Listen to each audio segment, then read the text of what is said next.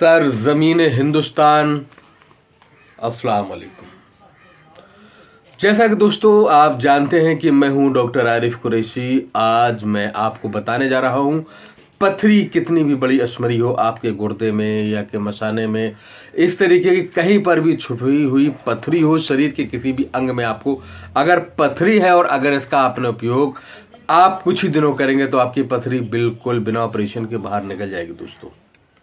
जी हाँ दोस्तों, अभी तक हमारे इस चैनल को आपने सब्सक्राइब नहीं किया है तो सब्सक्राइब करें, लाइक करें, कमेंट करें, ताकि हर आने वाली नोटिफिकेशन आपके पास तक पहुंचाई जा सके दोस्तों। तो दोस्तों चलिए कागज और कलम ले लीजिएगा और नुस्खा लिखने के लिए तैयार हो जाइएगा दोस्तों। एक एक करके बताऊंगा, धीरे धीरे बताऊंगा, और अगर आपको नुस्खा समझ में ना आए तो मेरा नंबर है 9451479641, यानी कि 9451474646 पर कॉल करिएगा। जो भी बात आपको समझ में नहीं आएगी आपको समझा दी जाएगी दोस्तों। तो चलिए, इसमें आपको सबसे पहले लेना है दारू हल्दी। आप किसी भी पंसारी की दुकान पर जाएंगे और कहेंगे दारू हल्दी दे दो तो वो आपको दे देगा, लेकिन आपको समझ में आएगी दारू हल्दी। वो दारू हल्दी नहीं, दारू हल्दी एक बूटी होती है दोस्तों, एक दवा होती है जो कि बहुत अच्छा काम करती है दोस्तों। तो आपको लेनी है दारू हल्दी और उसके साथ आपको लेना है ढाक का फूल। आपने दारू हल्दी ले लिया और आपने ढाक का फूल ले लिया और साथ में आपको लेना है पित्त पापड़ा। जी हाँ दोस्तों, आपने पित्त पापड़ा लेना है और आपको लेना है पुनर्नवा की जड़। पुनर्नवा भी आप सोचेंगे पुनर्नवा क्या होता है, तो ये भी आपको पंसारी की दुकान पर मिल जाएगा। और दोस्तों मैं उन पंसारियों से कहना चाहता हूं कि अगर आपके पास असली दवा हो तभी आप दें, अन्यथा आप मना कर देंगे मेरे पास दवा नहीं। अब उसके बाद आपको पुनर्नवा के बाद आपको लेना है पाषाण भेद।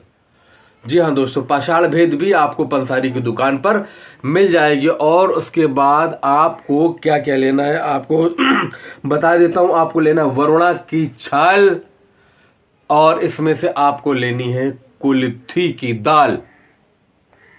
जी हाँ दोस्तों, वरुणा की छाल और कुल्थी की दाल आपने इसको ले लीजिएगा। और उसके बाद आपको लेना है अपमार्ग के जड़। अपमार्ग जिसको हम चिड़चिड़ा कहते हैं, उसकी जड़ आपको ले लेनी है।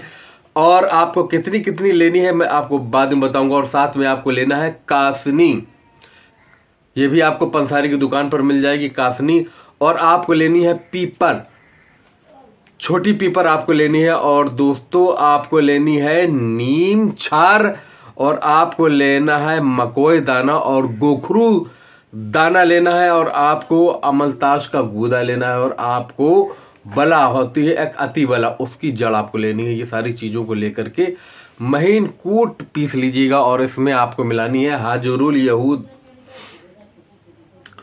और आपको इसमें हजरुल यहूद मिलाने के बाद सबसे पहले ये सारी चीजों को सुखा लीजिएगा, साफ कर लीजिएगा। पंसारी की दुकान से लाने के बाद इन सारी चीजों को आप साफ सुथरा कर लीजिएगा। और उसके बाद इसको खल्लड़ से कुटाई करिएगा दोस्तों। कूटते कूटते जब ये बारीक हो जाए तो उसके बाद आपको हजरुल यहूद भस्म ले लेनी है। अब आपने ये मान के चलिएगा सारी चीजें आपने 50-50 ग्राम ली है, तो हजरुल यहूद भस्म आपको 25 ग्राम लेनी है।